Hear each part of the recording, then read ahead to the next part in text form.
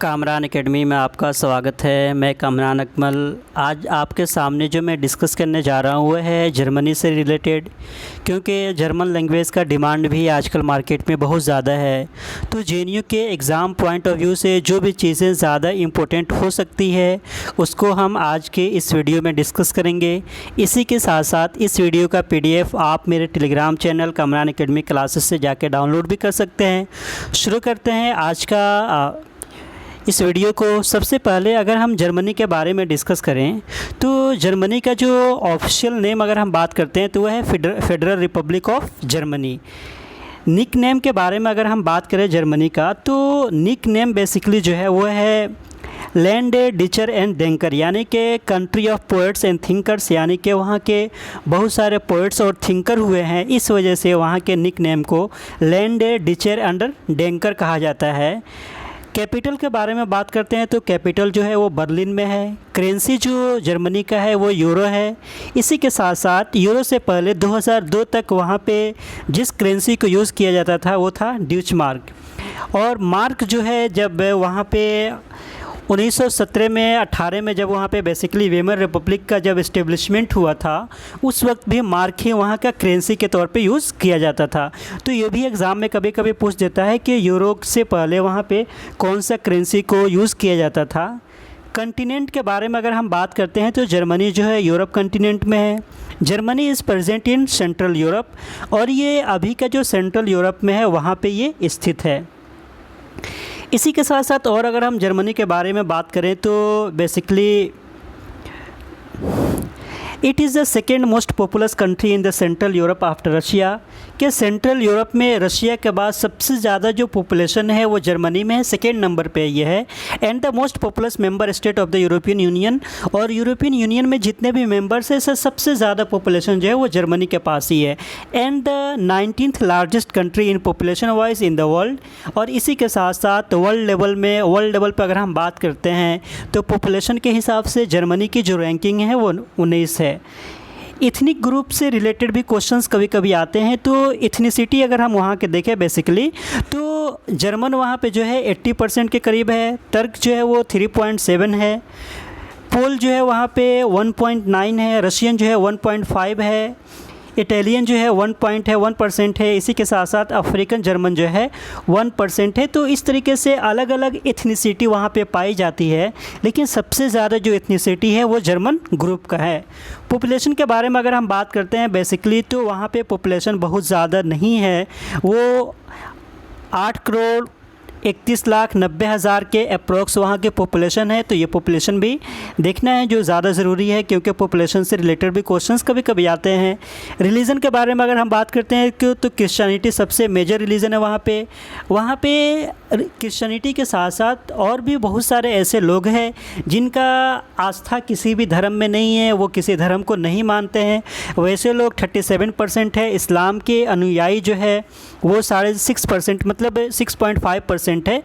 तो ये वहाँ की रिलीजन के अगर हम परसेंटेज देखेंगे तो ये है। एरिया वहाँ पे जो है वो 3,57,000 किलोमीटर में है। वो ऑफिशियल लैंग्वेज जो है वो जर्मन है।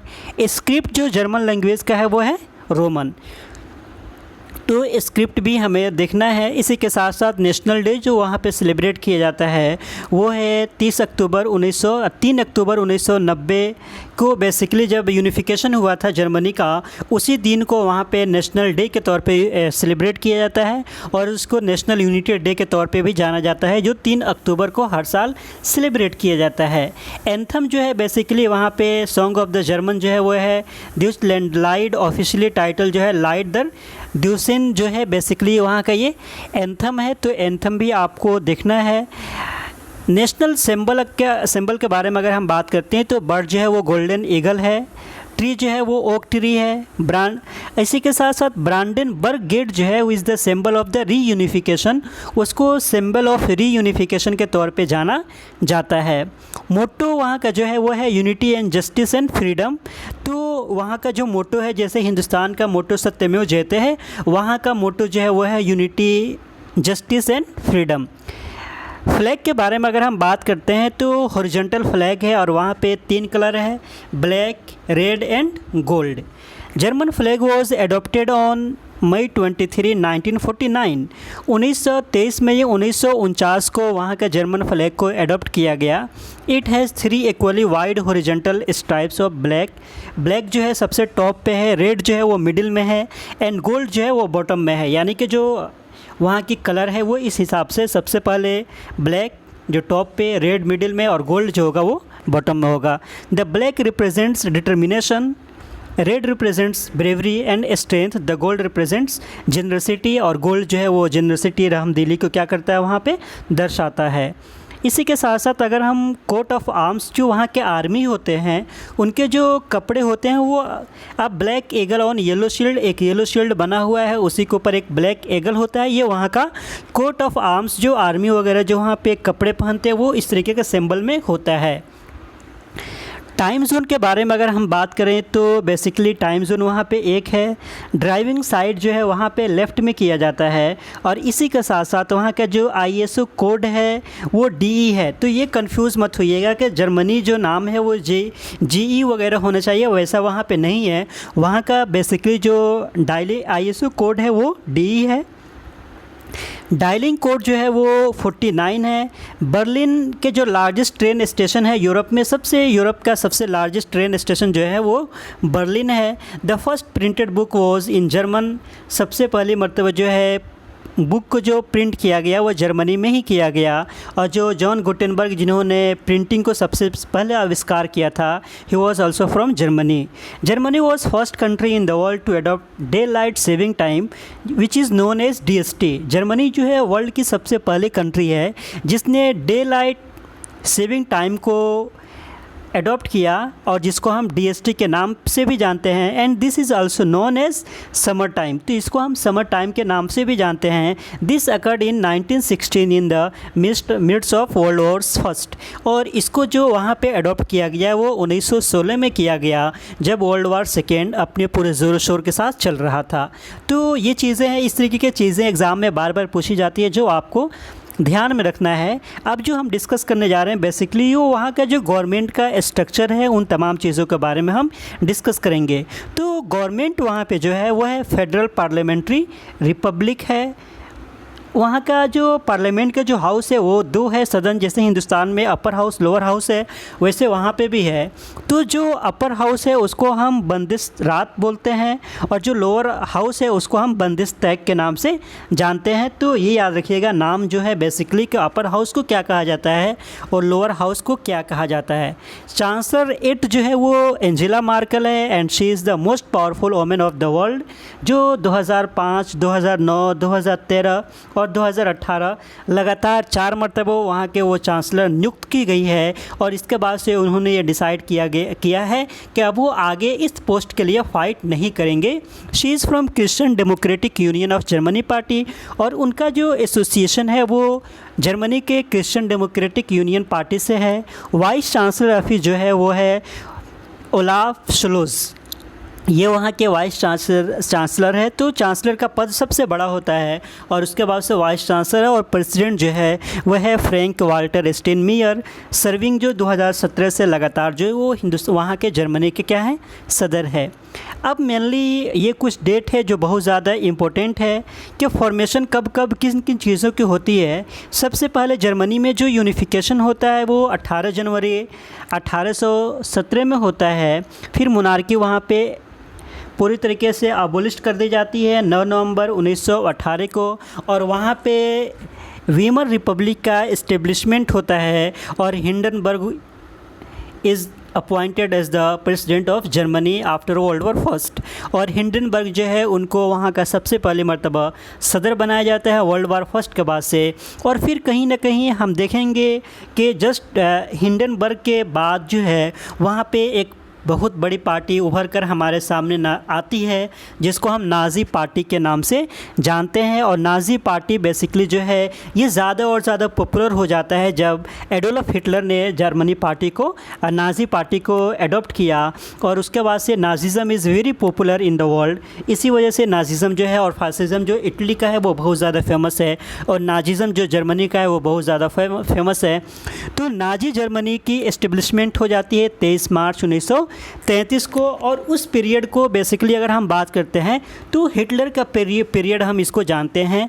और इसी के साथ साथ फिर जर्मनी में डिवीज़न होता है, और वो जो डिवीज़न होता है वो ईस्ट एंड वेस्ट डिवीज़न होता है। वो बेसिकली अगर हम बात करते हैं तो वो आइडियाज़ के बेसिस पे ये डिवीज़न होते हैं। और फिर सबसे जो इम्पोर्टेंट चीज़ है वो again reunification of East Germany and waste Germany, and this is known as Germany. अब जो है बर्लिन वॉल जो बनाया गया था उसको पूरी तरीके से ख़त्म कर दिया जाता है, और ईस्ट जर्मनी वेस्ट जर्मनी को मिला दिया जाता है, और मिलाने के साथ साथ फिर बर्लिन को जर्मनी का कैपिटल बना दिया जाता है। और ये 3 अक्टूबर 1990 को होता है। इस वजह से 3 October is celebrated as the national unity day in Germany. इस वजह से 3 अक्टूबर को बेसिकली अगर हम बात करते हैं तो नेशनल यूनिटी डे के तौर पे जर्मनी में सेलिब्रेट किया जाता है।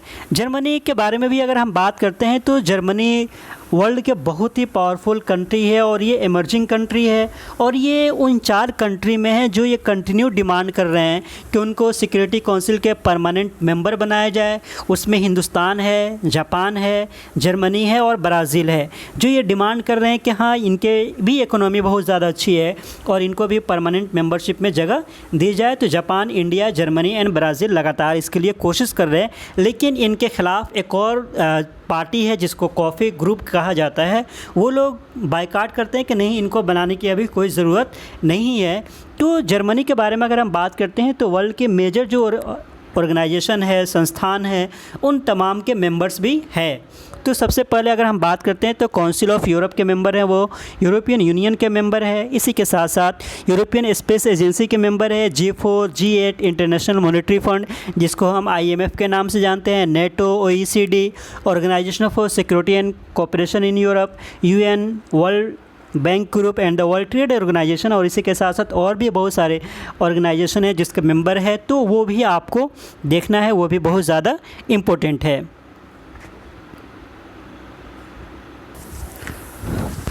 अब जो हम डिस्कस करने जा रहे हैं वो है ज्योग्राफी ऑफ जर्मनी, जो बहुत ही ज़्यादा इम्पोर्टेंट है।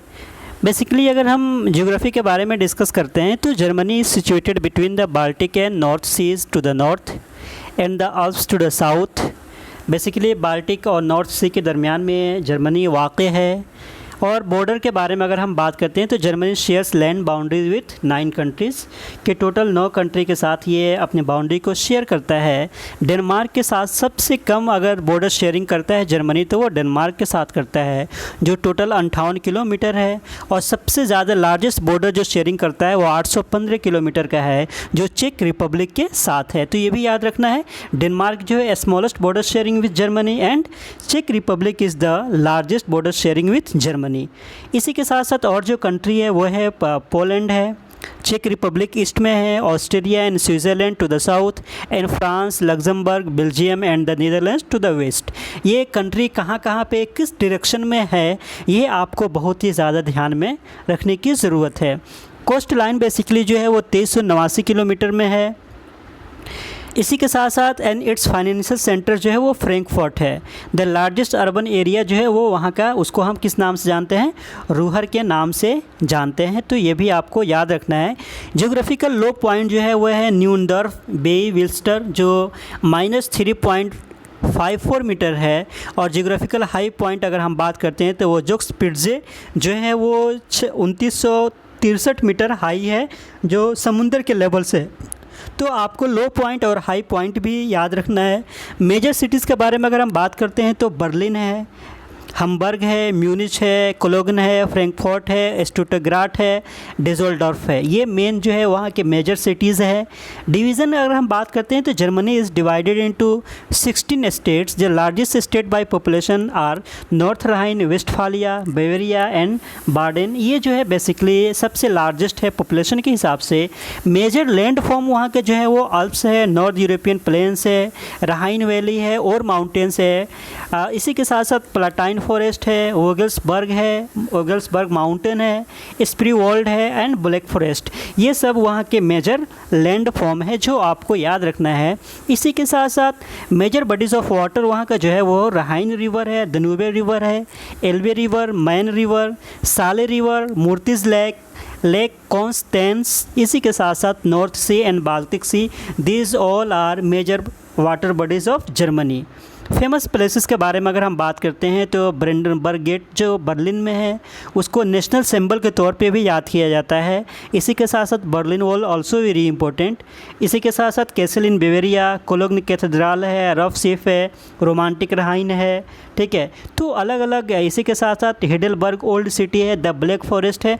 These all are important and famous places where we can visit as a tourist. यहाँ पे आप जा सकते हैं घूमने के लिए भी। तो ये वहाँ के मेजर जो है प्लेसेस है जहाँ पे आप जर्मनी की खूबसूरती अगर देखना होगा तो आप इन जगहों से देख सकते हैं।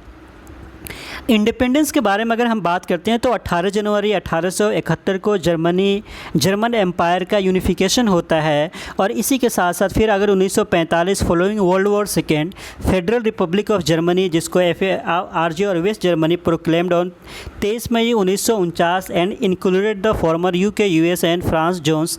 जर्मन डेमोक्रेटिक रिपब्लिक GDR और East Germany proclaimed 7 October 1949 and included the former USSR zone. अब उसके बाद से जो इम्पोर्टेंट डेट्स है वो है unification of West Germany and East Germany took place 3 October 1990। 3 October 1990 को ईस्ट जर्मनी और वेस्ट जर्मनी का यूनिफिकेशन होता है and all 4 powers formally relinquished right 15 March 1991। Origin of the German name का अगर हम ओरिजिन देखेंगे तो the name Germany comes from the Latin word Germania. It was first used by the Gauls and the latter by the Romans and Julius Caesar. The German call their country Deutschland, अपने country को ड्यूचलैंड के नाम से भी जानते हैं।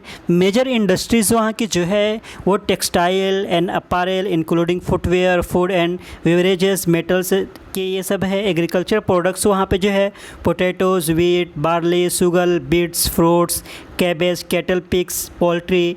Natural resources के बारे में बात करते हैं तो coal, lignite, natural gas, iron और copper, nickel, uranium, potash, salt, construction materials, timber, arable land वगैरह ये सब है। मेजर एक्सपोर्ट के आइटम्स वहाँ पे जो है वो मशीनरी व्हीकल्स है, केमिकल्स, मेटल्स एंड मैन्युफैक्चरर्स है, फूड, टेक्सटाइल है। मेजर इंपोर्ट्स के बारे में बात करते हैं तो वो भी ये सारी चीज़ें हैं। इसी के साथ साथ एक चीज़ जो और मैं मिस कर रहा हूँ जर्मनी का जो मैंने यहाँ पे मेंशन नहीं किया है वो ये है कि जर्मनी जो है बहुत ही ज़्यादा फेमस है, रिच है, क्योंकि वहाँ पे बहुत बड़ी बड़ी कंपनियाँ हैं जो वर्ल्ड में उनका कंट्रीब्यूशन बहुत ज़्यादा है। सबसे पहले अगर हम बात करते हैं तो वोल्क्सवैगन है जो ऑटोमेटिव के लिए बहुत ज़्यादा पॉपुलर है।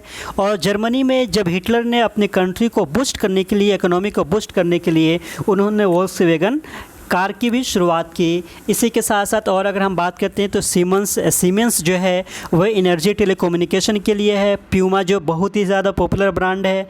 इसी के साथ साथ और अगर आप बात करें बेसिकली तो एडिडास जिससे हम सब बहुत ज़्यादा वाकिफ़ हैं वो भी है जो जर्मनी ही की कंपनी है। फिर ऑडी जो है जो बहुत ज़्यादा पॉपुलर है वो भी जर्मनी ही की कंपनी है। और फिर एलियंस जो फाइनेंस की बहुत बड़ी कंपनी मानी जाती है वो भी वहीं की है। BMW, ये सब जितने भी बड़ी बड़ी कंपनियां हैं सब के सब वो जर्मनी से है। तो ये याद रखना है, ऑडी का हो गया, वोल्क्सवैगन कार हो गया, BMW हो गया, इसी के साथ साथ एडिडास है, एलियंस है, पूमा है, ये सब कंपनी जो है वो जर्मनी की है जो आपको याद रखना है। इसी के साथ साथ जो फेमस पीपल है वहाँ के उससे रिलेटेड भी क्वेश्चंस पूछे जाते हैं। जॉन बेच जो है वो क्लासिकल म्यूज़िक कंपोज़र है। रेड बारन जो है वर्ल्ड वार फर्स्ट में फाइटर पायलट थे जो बहुत ज़्यादा पॉपुलर थे। इसी के साथ साथ पोप बेनेडिक्ट जो रिलीजियस लीडर थे। निकोलस कोपरनिकस जो एस्ट्रोनॉमर रहे हैं और जिन्होंने ये बताया था हमें कि अर्थ रोटेट अराउंड द सन, के अर्थ जो है वो सन के अराउंड जो है वो रोटेट करता है। इसी के साथ साथ ड्यूरर के बारे में आर्टिस्ट एंड पेंटर है। अल्बर्ट आइंस्टीन से पूरी दुनिया वाकिफ़ है जिन्होंने थ्योरी ऑफ रिलेटिविटी को दिया था। एनी फ्रैंक से भी सब लोग वाकिफ़ है कहीं ना कहीं, जो हॉलोकास्ट विक्टिम जो जर्मनी में हुए थे उसको उन्होंने लिखा था। And diary of the young girl is very popular. Steffi Graf जो है टेनिस प्लेयर है। ग्रीम ब्रदर्स जिन्होंने राइटर्स ऑफ फेरी टेल्स की जो कहानियाँ हैं उसको उन लोगों ने लिखा है। जोहान गटनबर्ग जो प्रिंटिंग प्रेस के इन्वेंटर है, he is also very popular. Adolf Hitler से पूरी दुनिया वाकिफ़ है।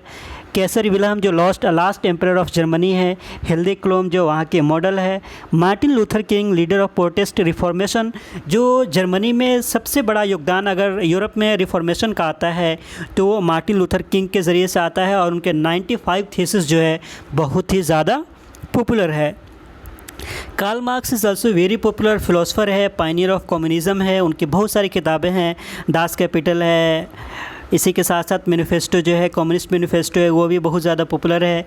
एंजेला मार्केल जो अभी चांसलर है जर्मनी के, वेरेन विन ब्रोन रॉकेट साइंटिस्ट है, ब्रूस विलिस एक्टर है, एंड कतारीना विट जो फिगर स्केचर है।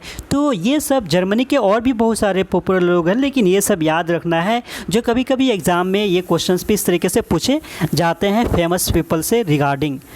अब जो बेसिकली हम यहाँ पे डिस्कस करने जा रहे हैं वो है जर्मनी की टाइमलाइन एंड हिस्ट्री ओवरव्यू जो है उसके बारे में हम डिस्कस करेंगे। बेसिकली 800 एडी में चार्लेम जो है वहाँ के सबसे पहले मरतबा होली रोमन एम्पेरर बनते हैं। He is considered the father of German monarchy, और उनको जो है जर्मन मोनार्की का क्या माना जाता है, फादर भी माना जाता है। इसी के साथ साथ 843 एडी में the treaty of Verdun divide the Frankish empire into 3 separate regions including East Francia which would later become the kingdom of Germany. 843 में ट्रीटी ऑफ वर्डून जो होता है जिसकी वजह से फ्रेंकिश एम्पायर को 3 हिस्सों में डिवाइड कर दिया जाता है। 1455 के जो पीरियड है, जॉन गुटेनबर्ग ने सबसे पहले मतलब दुनिया को प्रिंटिंग प्रेस दिया, और गुटेनबर्ग ने सबसे पहले मतलब बाइबल का क्या किया, प्रिंटिंग किया।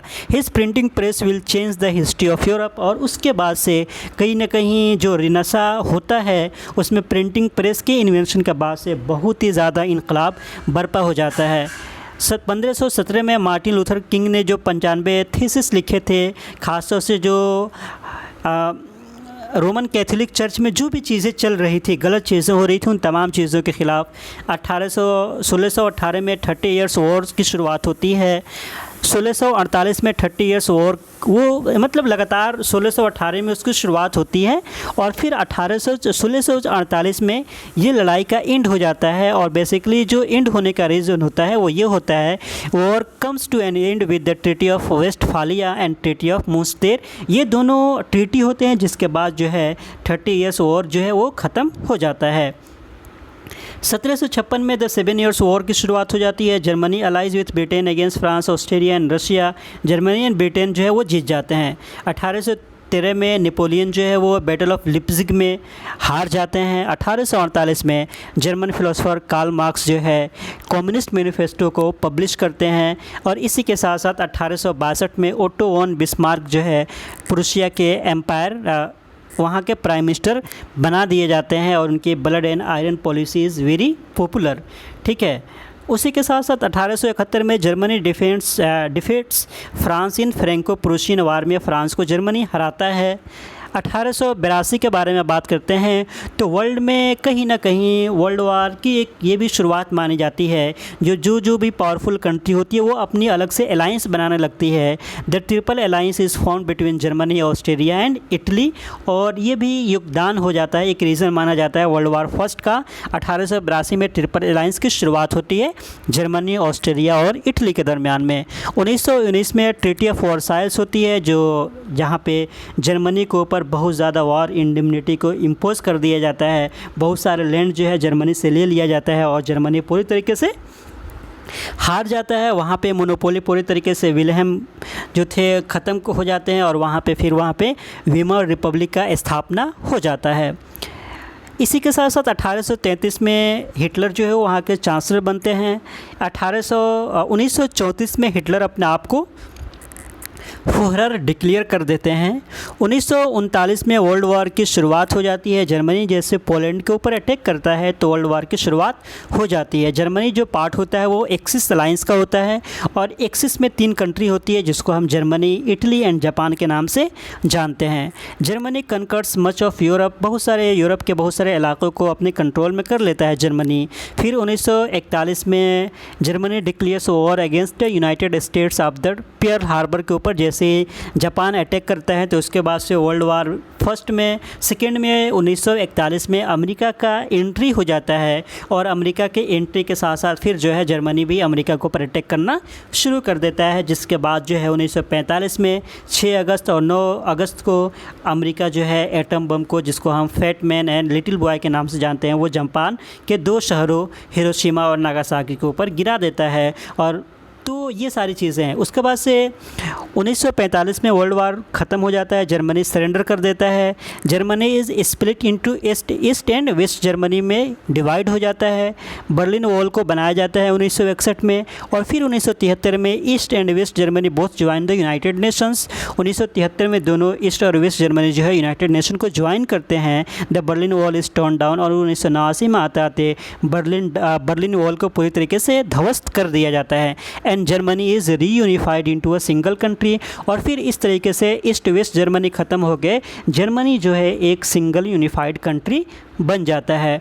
Berlin is named the capital of new unified country, और फिर जो है 2002 में यूरो रिप्लेस कर देता है वहाँ का मार्क का ऑफिशियल करेंसी के तौर पे, और 2005 में एंजेला मार्केल जो है वहाँ के फर्स्ट वोमेन चांसलर नियुक्त की जाती है, जो लगातार अगर हम बात करें तो 2002 से लेकर लगातार 19 साल से लगातार वो वहाँ की चांसलर है। And she is the most powerful women of the world right now. Nobel laureates के बारे में अगर हम बात करते हैं तो जर्मनी के बहुत सारे लोगों को नोबेल प्राइज़ से भी सम्मानित किया गया है जर्मन लिटरेचर में योगदान की वजह से। सबसे पहले 1902 में थियोडर मोमसिन को दिया गया था, 1908 में रेडोल्फ क्रिस्टोफ यूकिन को दिया गया, 1910 में पॉल वॉन हेइस को दिया गया, 1912 में गेरहार्ड हॉप्टमान को दिया गया, 1919 में थॉमस मान को दिया गया, 1972 में हेनरिक बॉल को दिया गया, 1999 में गुंटर ग्रास को, और फिर 2009 में हेटा मुलर को दिया गया। तो टोटल अगर हम बात करते हैं तो 8 लोगों को जो जर्मनी से है उनको नोबेल प्राइज़ से सम्मानित किया गया है लिटरेचर की दुनिया में। तो ये 8 बहुत ज़्यादा पॉपुलर है, तो आपको ये भी नाम याद रखना है, क्योंकि लिटरेचर के हवाले से हम एग्ज़ाम दे रहे हैं तो वहाँ पे इस तरीके के क्वेश्चंस भी पूछे जाते हैं। और इसी के साथ साथ इस वीडियो का PDF जो है हम टेलीग्राम पे डाल देंगे, ताकि आप वहाँ से भी चीज़ों को समझ सके, जान सके, जो आपके एग्ज़ाम और इंटरेस्ट के लिए बहुत ज़्यादा हेल्पफुल होगा। और इसी तरह का मज़ीद अपडेट पाने के लिए आप मेरे YouTube चैनल से जुड़े रहिए। Once again thank you so much.